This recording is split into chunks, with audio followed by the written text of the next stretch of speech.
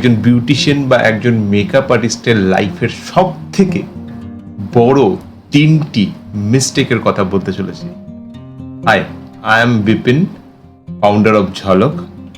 আমি যখন আমার বিউটিশিয়ানের ক্লাস নিচ্ছিলাম, সেখানে প্রায় 100 জনের কাছাকাছি বিউটিশিয়ান ছিল এবং তাদের মধ্যে থেকে একজন বিউটিশিয়ান আমাকে এই প্রশ্নটি করে, স্যার, একজন বিউটিশিয়ানের লাইফের সব থেকে বড় 3টি মিস্টেক কি, যার জন্য সে অতটা বেশি সফলতা পায় না?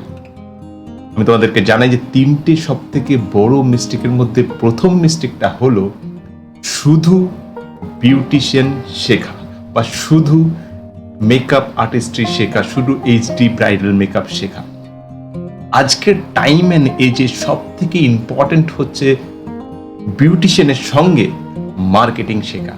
তুমি বিউটিশিয়ান শিখে হাতের দক্ষতা তো অর্জন করছো। তুমি যখন এইচডি ব্রাইডাল মেকআপ শিখছো, মেকআপ আর্টিস্ট হওয়ার জন্য, তখন তুমি হাতের দক্ষতা অর্জন করছো ঠিকই, কিন্তু তুমি মার্কেটিং যদি না শেখো তাহলে তুমি কাস্টমারের কাছে পৌঁছাতে পারবে না।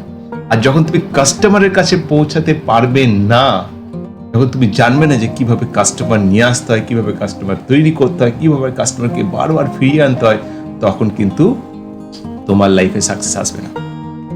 2 নম্বর যে মিস্টেকটার কথা আমি বলবো সেটা হচ্ছে যে not persistent enough.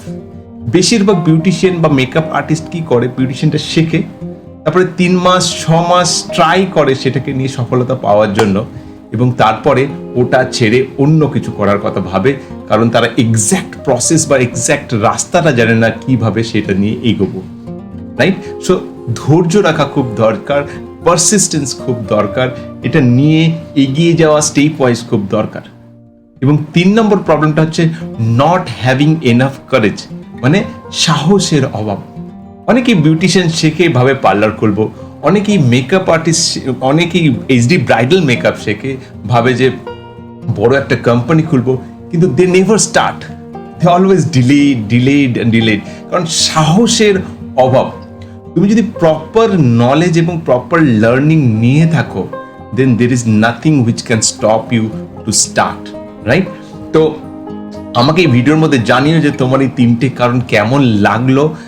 Please share করো এই ভিডিওটা তোমার বন্ধু বান্ধবদের সঙ্গে, যারা বিউটিশিয়ান বা মেকআপ আর্টিস্ট নিয়ে নিজের লাইফে একটা কেরিয়ার বানানোর চেষ্টা করছে। Thank you very much for watching this video. I'll see you in my next video. Thank you.